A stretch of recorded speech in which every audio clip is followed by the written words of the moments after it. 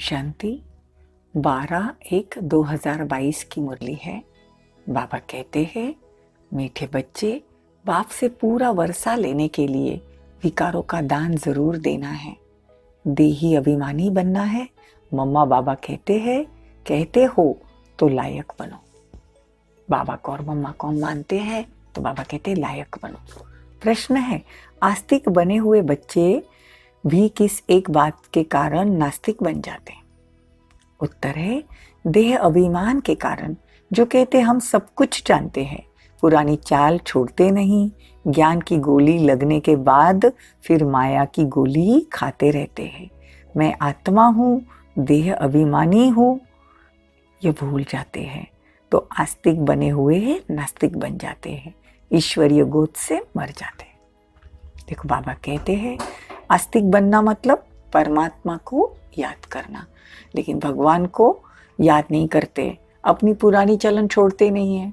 उनको लगता है बाबा की तो क्या रहती है, रोज के रोज की मुरली रहती है, तो वो अपनी चलन जो पुराने स्वभाव संस्कार है वो छोड़ते नहीं। तो बाबा कहते आस्तिक बने हुए नास्तिक बन जाते हैं। गीत है, आज नहीं तो कल। ओम शांति। यह घड़ी भी है, यह बेहद की घड़ी भी है।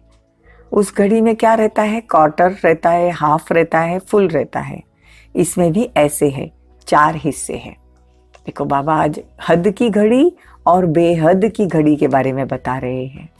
बाबा कहते आधा कल्प है दिन, आधा कल्प है रात।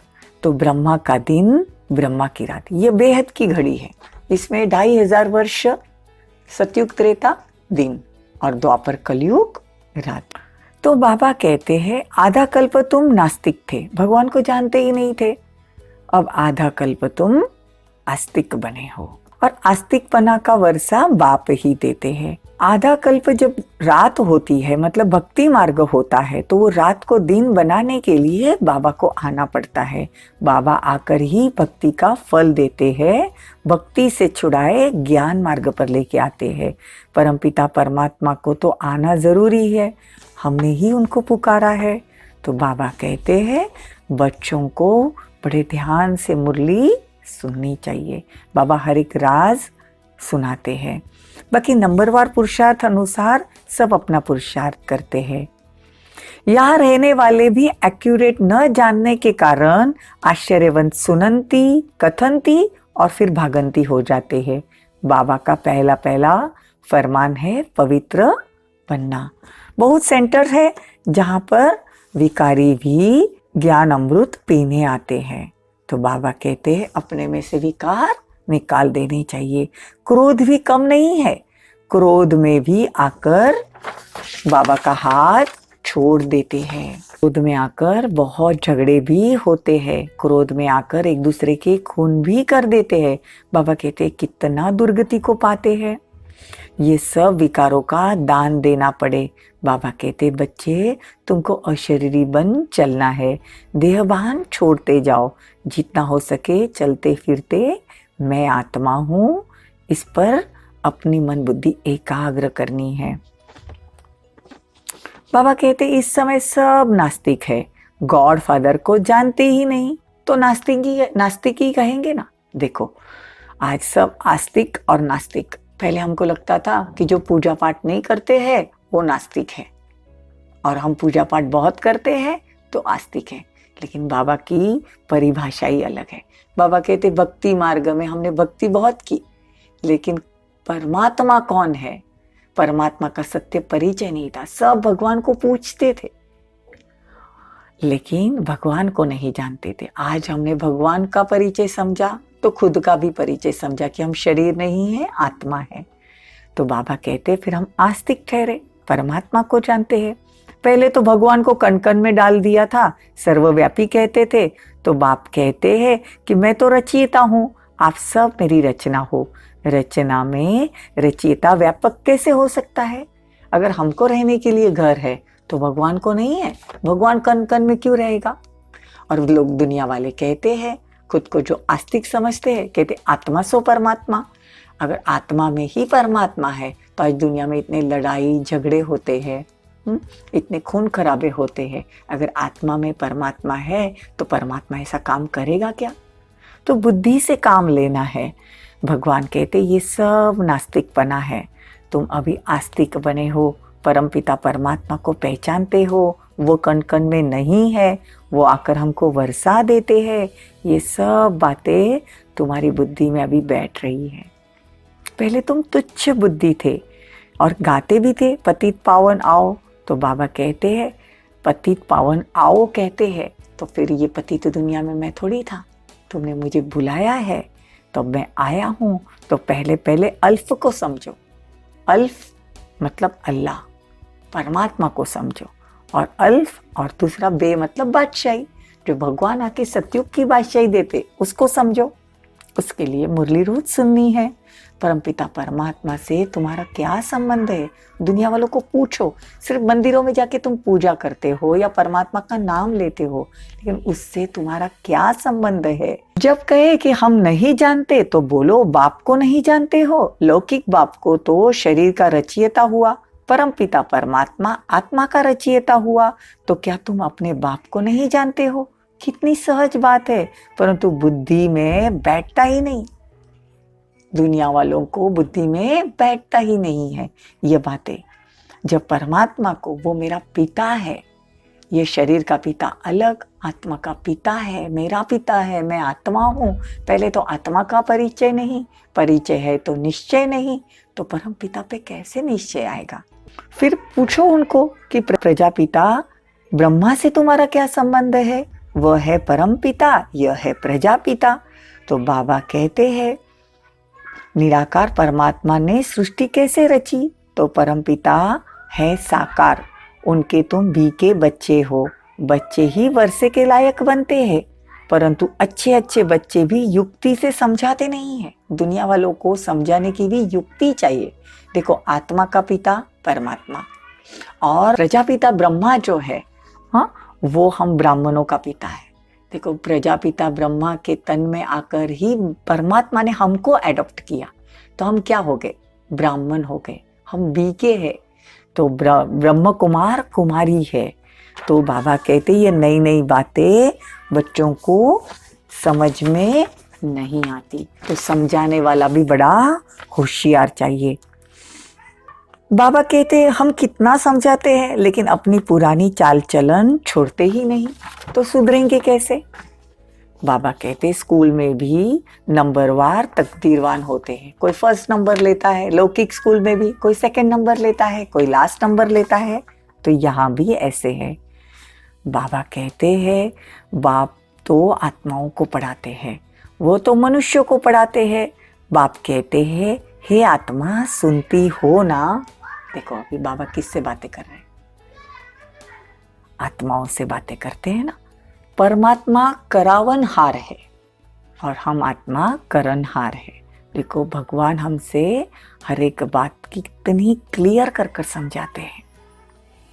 पहले पहले यह प्रश्नावली उठाओ, वह है पारलौकिक परमपिता परमात्मा, यह है लौकिक पिता। आत्मा और शरीर अलग है ना? शरीर का पिता लौकिक बाप, आत्माओं का पिता परमपिता परमात्मा, यह है बड़ा बाबा। सब भगत उनको याद करते हैं।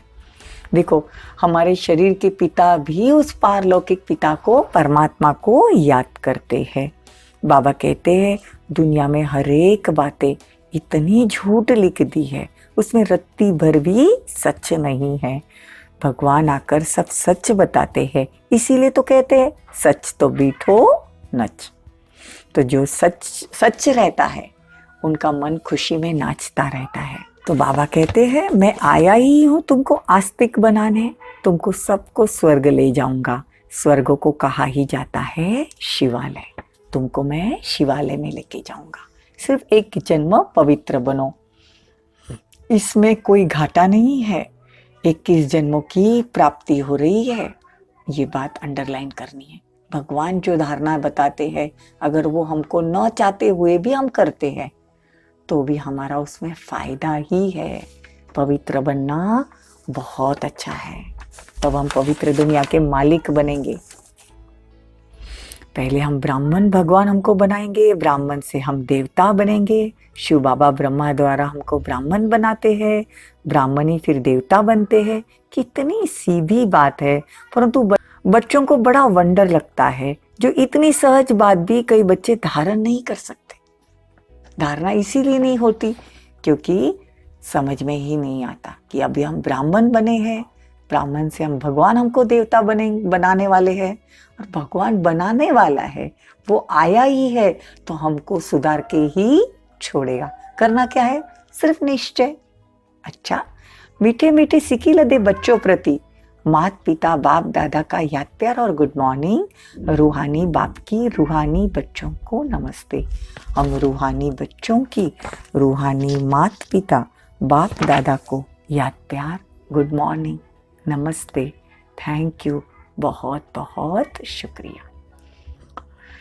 धारणा के लिए मुख्य सार: बाप के साथ सदा सच्चे रहना, विकारों का दान देकर फिर भस्मासुर नहीं बनना, पवित्रता का फरमान जरूर पालन करना, विकारों के सूक्ष्म नशे को योग बल से समाप्त करना, पढ़ाई अच्छी रीति पढ़नी और पढ़ानी है। वरदान बहुत पावरफुल वरदान है। मंजिल को सामने रख, ब्रह्मा बाप को फॉलो करते हुए फर्स्ट नंबर लेने वाले तीव्र पुरुषार्थी भव।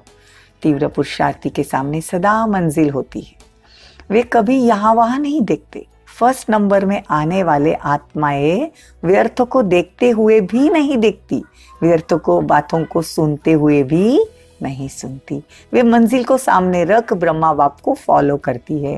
वैसे ब्रह्मा बाप ने अपने को करणहार समझकर कर्म किया, कभी करावनहार नहीं समझा। इसीलिए जिम्मेदारी संभालते भी सदा हल्के रहे। ऐसे फॉलो फादर करो। स्लोगन: जो बात अवस्था को बिगाड़ने वाली है उसे सुनते हुए भी नहीं सुनो। पूरा सुन लेते हैं फिर अवस्था बिगड़ जाती है। तो बाबा कहते सुनते हुए भी नहीं सुनो। लवलीन स्थिति का अनुभव करना है तो बाप का बच्चों से इतना प्यार है जो रोज प्यार का रिस्पॉन्ड देने के लिए इतना बड़ा पत्र लिखते हैं। देखो, कल भी बाबा ने मुरली के महत्व को समझाया था। ये जो भगवान की मुरली आती है वो हमारे लिए प्रेम पत्र है, 4 पन्नों का प्रेम पत्र। तो बाबा कहते हैं ये भगवान का प्यार है हमारे लिए, जो इतनी दुनिया में दुख बढ़ता जा रहा है तो भी भगवान रोज के रोज मुरली सुनाता है। कभी कहता नहीं कि आज ठंडी है, आज गर्मी है। ये भगवान का प्रेम पत्र है। याद प्यार देते हैं और साथी बन सदा साथ निभाते हैं। तो इस प्यार में अपनी सब कमजोरियों को कुर्बान कर समान स्थिति में स्थित हो जाओ। हमारी में बहुत सारी कमजोरियां हैं, इसीलिए तो भगवान आए हैं। तो क्या करना है? हर एक बात भगवान को बोल के या लिख कर जला डालनी है, या योग अग्नि से भस्म करो या बाबा को कह दो। तो बाबा कहते सब कमजोरियां समाप्त हो जाएगी। तो परमात्मा प्यार में सदा लवलीन रहो।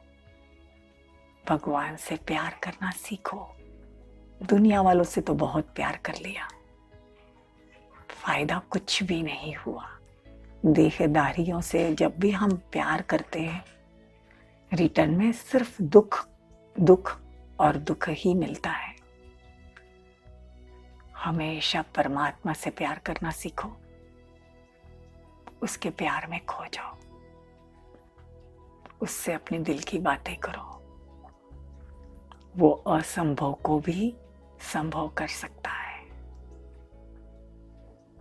ओम शांति।